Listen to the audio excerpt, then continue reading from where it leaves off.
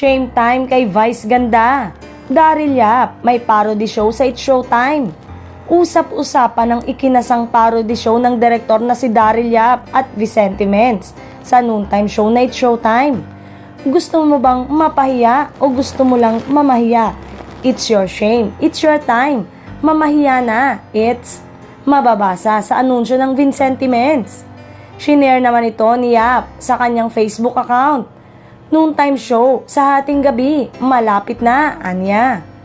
Ibinahagi rin ng direktor at kinumentohan ng isang video clip mula sa Showtime kung saan tinanong ni Vice Ganda ang co-host at mga kaibigan na sina Lassie at MC tungkol sa kanya.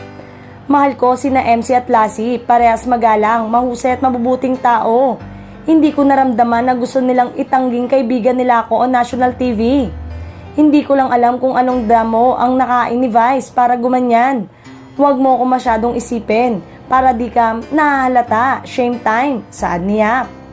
Nagkomento rin ang direktor sa isang Facebook post na nagsasabing hindi raw niya kayang mapataob ang It's Showtime.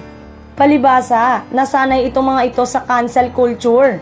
Akala nila pag may pinuna ang gusto ay i-cancel, ipasara, boycott, etc. Grabe ka naman doon sa makakapagpataob.